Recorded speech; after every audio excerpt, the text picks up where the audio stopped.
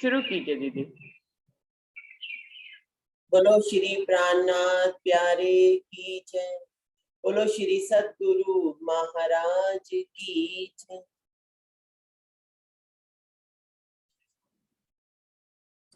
ऐ रूह मेरी तूने इतना भी नहीं जाना। ऐ रूह मेरी तूने इतना भी नहीं जाना।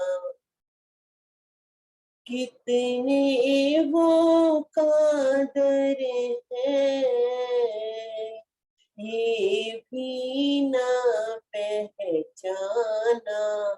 हाँ, ऐ रूह मेरी तूने इतना भी नहीं जाना। रुतबा जो तेरा इतना सब उनकी बदौलत है।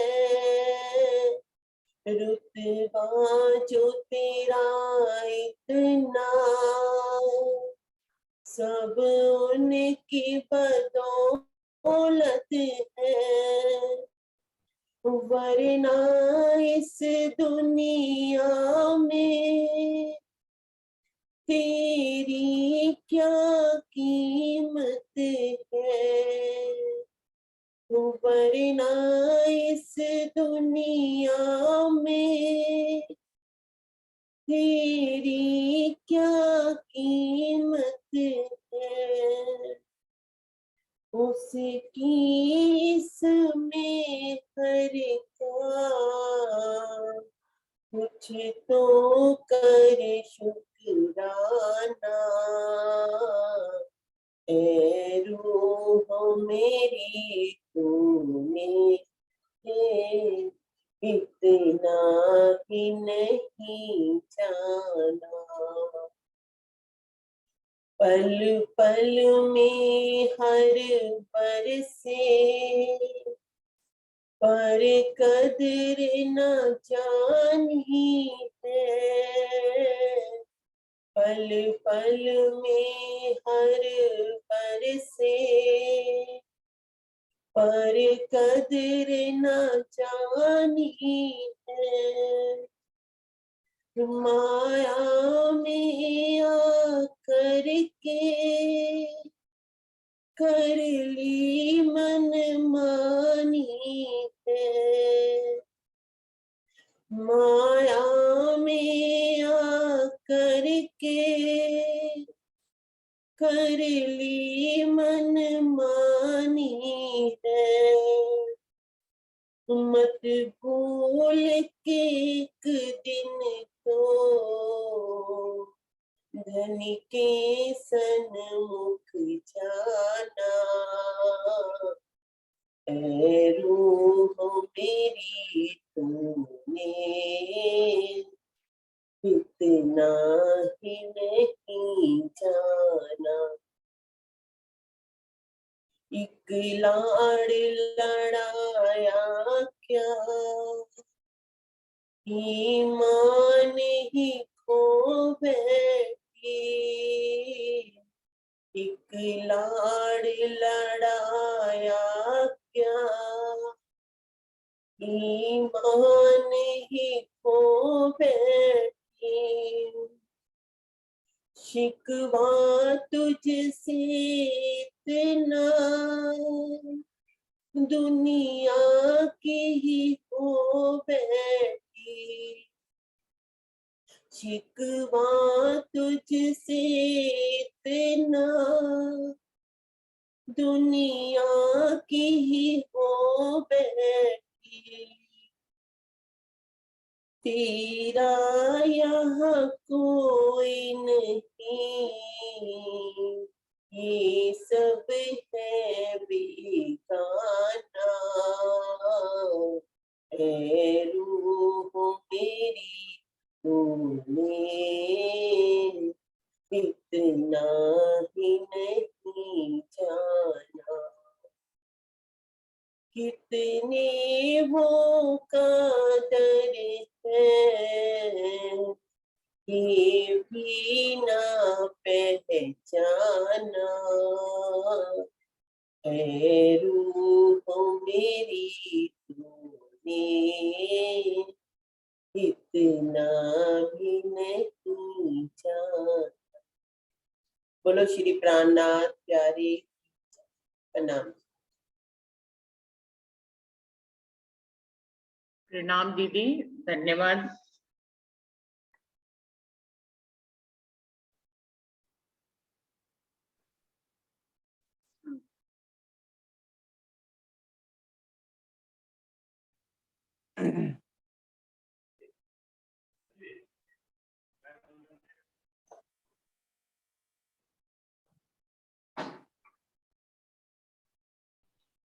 दिख रहे हैं महाराज जी?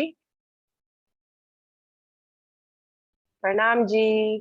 हाँ प्रणाम जी, दिख रहे हैं रंजना, प्रणाम जी।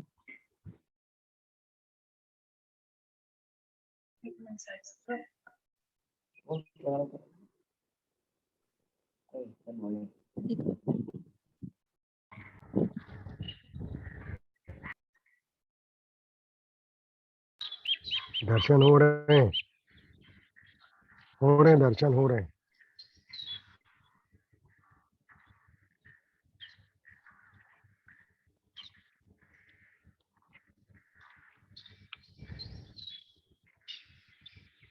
सबको दर्शन हो रहे हैं क्या? प्रणाम जी सुंदर सर जी। जी हाँ, जी हाँ, हो रहे हैं, नहीं दर्शन मेरे हो को रहे हैं। नहीं, मेरे पास तो नहीं आ रहा, मेरे को नहीं। देखिए मैं आपको बताऊं सुंदर साथ जी, जो बोलता है उसी की फोटो आती है, उसी का ही रिकॉर्डिंग होती है। रंजना बोलेगी तो उसी की आएगी, बाकी सब चुप रहेंगे तो सबको दर्शन होंगे। रंजना आप कुछ बोलते रहो तो दर्शन होते हैं, बाकी सब बोलते हैं बीच में तो दर्शन नहीं होते हैं। प्रणाम, प्रणाम दीदी, प्रणाम। पूरी परिक्रमा के, समाधि की परिक्रमा के हैं ये सारे दर्शन। ये सुखपाल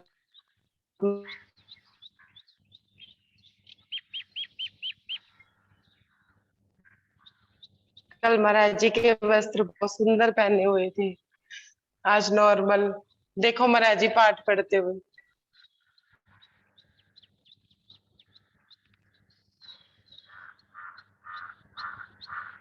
ये देखिए दोबारा से,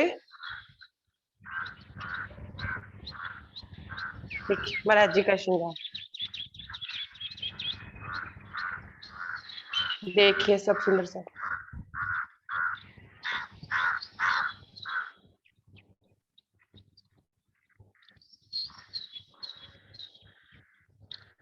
अब हो रहे हैं सबको दर्शन?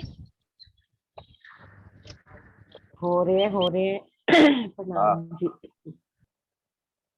प्रणाम जी, प्रणाम जी सुंदर साथ जी, प्रणाम जी, प्रणाम।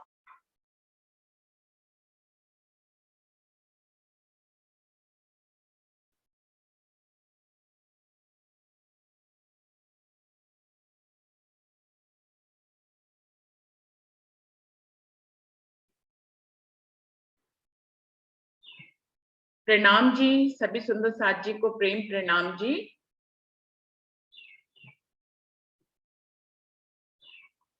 प्रथम लागू दोई चरण को, धनिये न छुड़ाइयो खेन।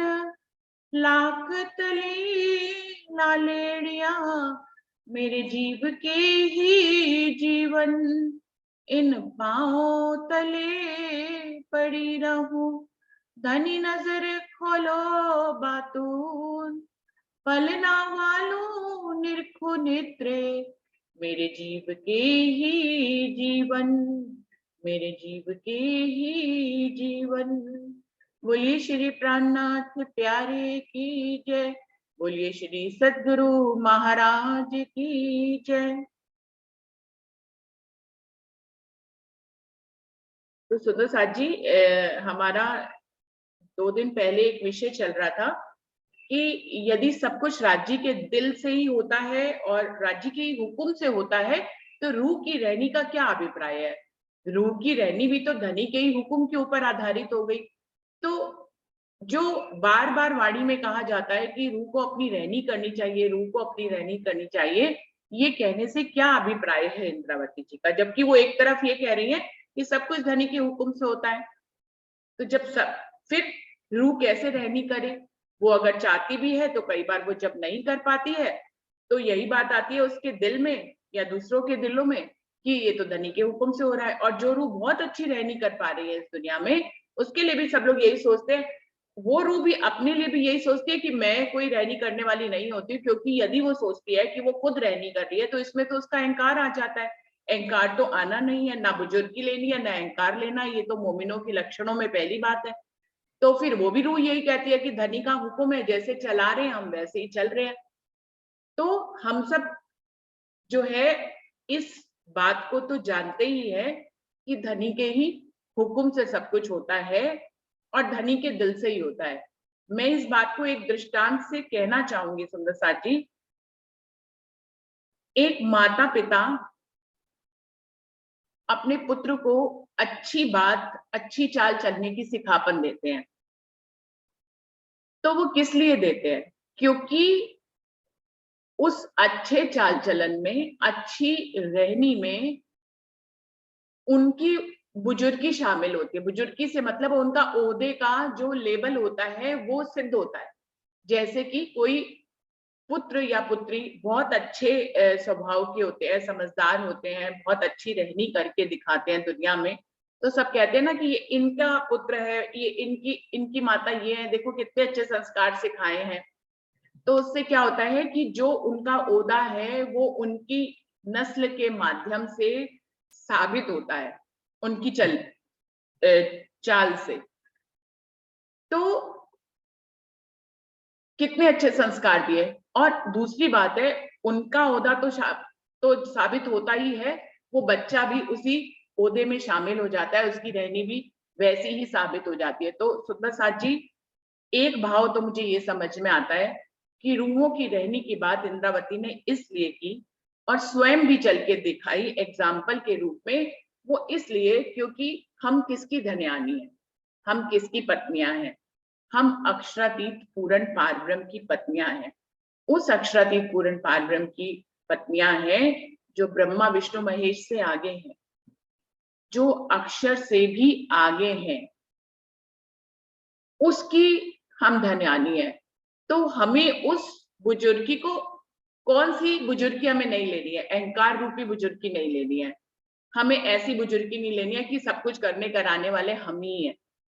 तो इस तरह की बुजुर्गी लेनी है। लेकिन हम जिसकी पत्नियां हैं, अगर हम उसके ओहदे का ख्याल नहीं रखते हैं तो ये तो बहुत बड़ा गुनाह हो गया ना, कि हम किसकी पत्नियां, हम दिन रात अपने बारे में वाणी मंथन करते हैं।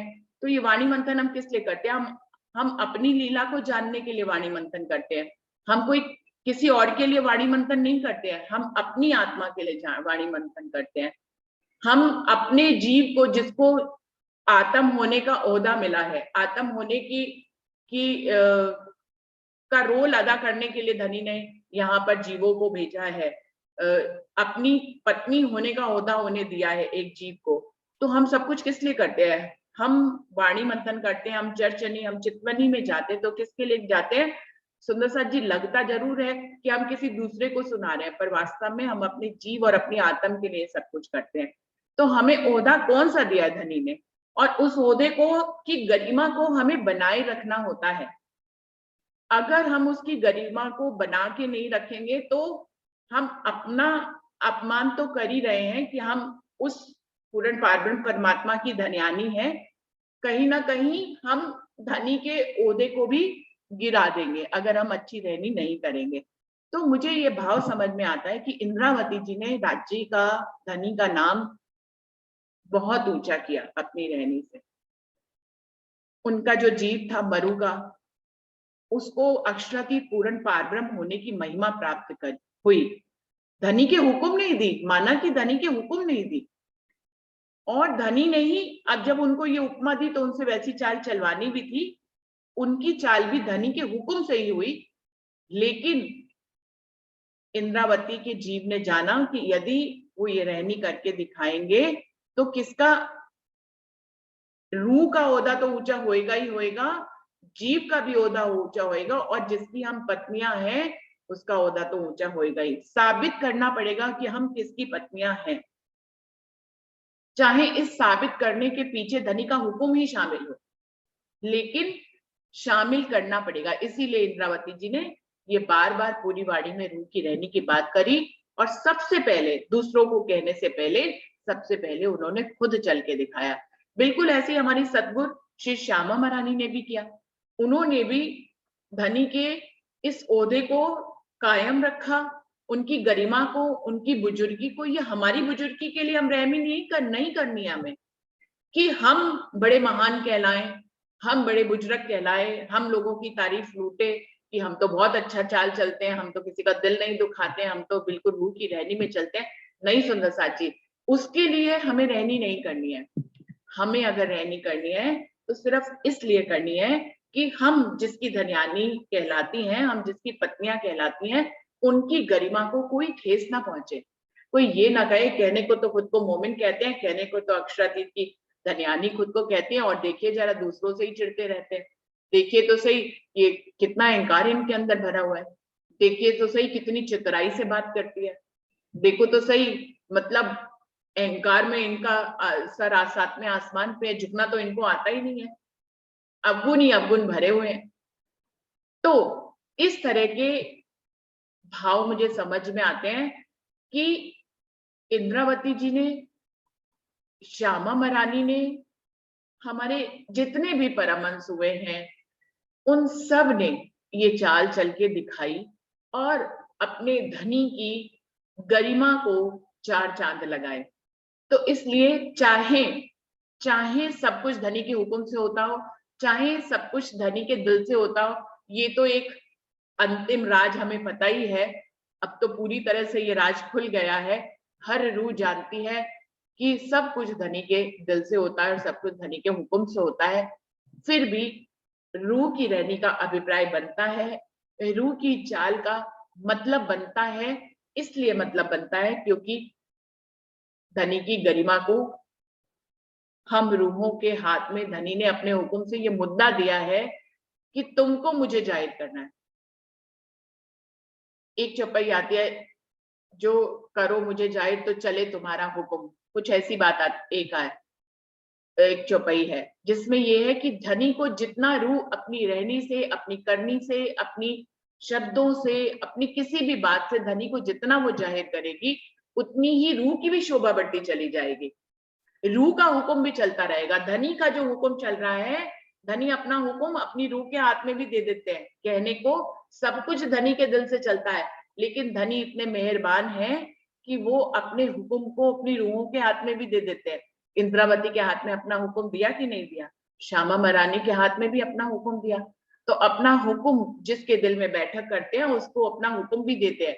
और जरूरी नहीं है ये परमहंसों के लेवल तक की बात हो या इंद्रावती श्यामा जी के लेवल तक की बात हो, कोई भी रूह, कोई भी अभी चलना ही शुरू हुई है रूह, बहुत अच्छी रहनी चलती है, धनी को रिझा लेती है, जबकि धनी के हुक्म से ही धनी को रिझाती है। लेकिन जब वो रिझाती है तो धनी उसको अपना हुक्म दे देते हैं। अगर हम यहाँ ऐसा सोचते हैं कि हम धनी के हुक्म से धनी को रिझाते हैं, ये जो सत्य बात है, तो सुंदर साथ जी परम धाम में भी तो हम कौन सा धनी की मर्जी के बिना उनको रिझाते थे? हम धनी के दिल से ही तो तरंग आती थी, पूरे परम धाम में हकीकत के रूप में फैल जाती है, और हम धनी की उस तरंग का, धनी के उस इश्क को लेकर ही धनी को रिझाते हैं। हमारे अंदर जो इश्क है, जिस इश्क के बल से हम धनी को रिझाते हैं, हम उनके लिए नृत्य करते हैं, हम उनके लिए भोजन बनाते हैं, हम उनके लिए जो है तरह तरह की सेवाएं करते हैं, कभी उनका श्रृंगार करते हैं, कभी उनको उठाते हैं, कभी बिठाते हैं, घूमने जाते हैं, तरह तरह की लीलाएं करते हैं, तो कभी सुखपालों में बैठते हैं। तो ये सारी लीलाएं जो हम करते हैं धनी के इश्क के बल से ही तो करते हैं। तो वहां पर हम ये कह देते हैं, परम धाम की लीलाओं को हम कहते हैं कि वो इश्क की लीलाएं हैं। और जब हम इस दुनिया में धनी को रिझाते हैं, हम उनकी चितवनी करते हैं, हम उनका वाणी मंथन करते हैं, हम उनको हर पल हर घड़ी याद करते हैं, हम दिन में कोई भी माया की लीलाएं कर रहे हो हम धनी को अपने साथ रखते हैं। तो ये सब हम किसके बल पे करते हैं? ये हम धनी के हुक्म के बल पे करते हैं, ये हम धनी के दिल की जो इच्छा होती है उसके बल पे करते हैं। तो यहाँ भी हम उनकी दिल की इच्छा से परे नहीं कुछ कर पाते, और परम धाम में भी हम धनी के दिल की इच्छा से परे कुछ नहीं कर पाते। देखने में लीला मात्र से ये सब लगता है कि हम कर रहे हैं, पर वास्तव में ये सब धनी ही करवा रहे होते हैं, और धनी ही करने कराने वाले हमारे रूपों में भी धनी ही होते हैं। तो सब कुछ उनके इश्क से ही तो होता है, उनके इश्क की तरंग के बल से ही तो हम परम धाम में ये सब कुछ कर पाते हैं। हम यमुना जी में अगर नहा भी रहे हैं ना, धनी के साथ झीलने की क्रीड़ा भी कर रहे हैं, तो धनी के इश्क से ही करते हैं। वहां पे हम सुखपाल में या हिंडोलों में धनी के साथ आनंद की अगर कोई लीला करे, तो ये भी हम धनी के इश्क से ही करते हैं। तो हर पल हर घड़ी परम धाम हो, अर्श हो, फर्श हो, हर जगह हमारी हर बात धनी के ही दिल से कनेक्टेड है। ये कितनी बड़ी महिमा है। हम अगर इसी बात को गहराई से सोच ले और आत्मसात कर लें, जो कि कल चौपाई थी कि मोमिनो तुम पर दम दम जो बरता, तो सब इश्क धनी का। अब चाहे अर्श हो या फर्श हो, सब चीज, सब हर पल हर घड़ी धनी के इश्क में ही हम व्यतीत कर रहे हैं। तो उनकी गरिमा को चाहे उनके हुक्म से ही हम रहनी करें, लेकिन उनकी गरिमा को चार चांद हमारी रहनी के माध्यम से ही लगते हैं। बिल्कुल ऐसे ही जो उदाहरण दिया है कि बच्चों की रहनी से उनके माता पिता की बुजुर्गी साबित होती है, उसमें चार चांद लगते हैं। ऐसे ही हमारी रहनी से धनी की गरिमा में चार चांद लगते हैं। इसलिए रूह को रहनी करते रहना चाहिए, अपने अवगुणों को निकालते रहना चाहिए, अपने अंदर अवगुण देखते रहना चाहिए। अवगुण देखना भी धनी के हुक्म से होता है। अगर धनी का हुक्म ना हो तो कोई रूह बेहोशी जीवन बिता जाती है, उसको अपने अवगुण दिखाई नहीं देते। और सबसे बड़ी बात है, इस दुनिया की जो तासीर है ना सुंदर साथ जी,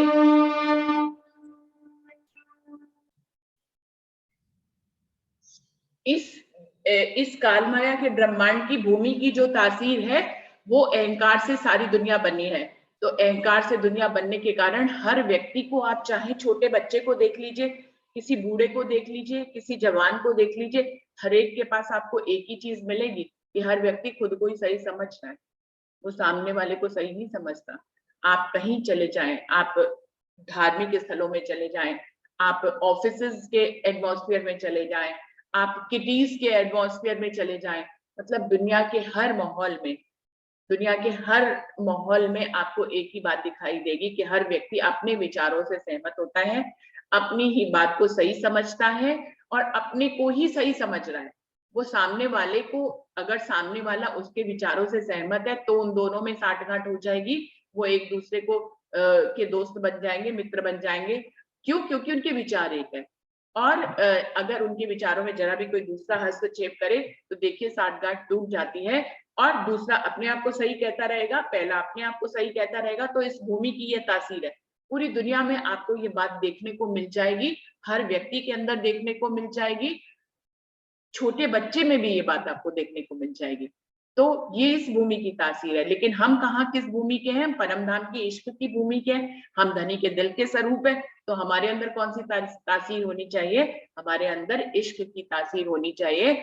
और वो है इस धनी के हुक्म से है, और धनी के हुक्म से ही रूह रहनी कर रही है और धनी की गरिमा को बढ़ा रही है। मुझे तो यही भाव समझ में आता है अपने दिल में कि इंद्रावती जी ने रहनी की बात सिर्फ इसलिए करी है, और खुद करके भी दिखाई है, क्योंकि इस रहनी के माध्यम से, चाहे ये रहनी धनी के हुक्म से हो रही है, उनके दिल से हो रही है, फिर भी ये रहनी जो है धनी की गरिमा को साबित करती है। ये इसीलिए धनी हमसे हुक्म से रहनी करवाते हैं, क्योंकि इससे उनकी गरिमा जो है साबित होती है कि वो कहाँ के धनी है, और इतने ऐसे धनी, और जिसकी हम सब धन्यानी।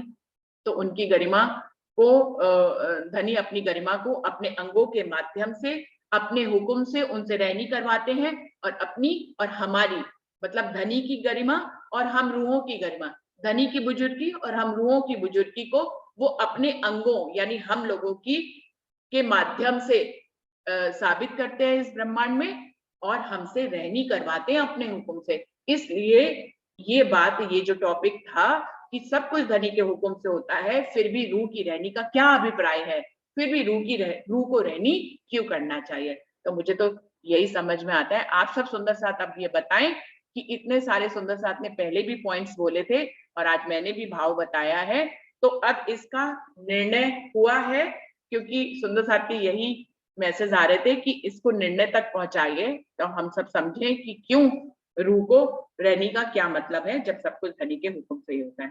तो सुंदर साथ जी बताइए, सब कुछ क्लियर हो गया है मेरे ख्याल से? हाँ प्रणाम जी दीदी, बहुत अच्छे से समझाया आपने, हो गया है क्लियर। तो बहुत अच्छे से समझाया दीदी, प्रणाम जी। प्रणाम जी। नहीं तो ऐसे ही लगता कि विरोधाई सा, जैसे अमित जी कहते हैं हर चीज विरोधाभास लगती है, और विरोधाभास का ये टॉपिक था कि सब कुछ धनी के हुक्म से होता है, तो रूह रहनी क्यों करे। तो रूह रहनी इसलिए करे क्योंकि धनी का हुक्म ही है रूह की रहनी कराना, और वो अपने अंगों से रहनी करा के अपनी और हमारी महिमा को दुनिया में जाहिर करते हैं। तो सुंदर साथ जी, इस टॉपिक को तो आज ये कंप्लीट हो गया, उस दिन वाला जो पूरा था, तो इसमें भी समय नहीं बचा है। हम चलते 1 मिनट, अगर किसी और को बोलने के लिए कहेंगे भी तो कोई फायदा नहीं है, दूसरी बैठक पे चलते हैं और दूसरे टॉपिक पे जो कल वाला चल रहा था। तो हम सब लोग प्रणाम करते हैं और दूसरी बैठक में चलते हैं। प्रणाम जी सुंदर साथ जी। प्रणाम जी। प्रणाम प्रणाम जी। प्रणाम सभी जी। सुंदर साथ को प्रणाम जी। प्रणाम जी। प्रणाम।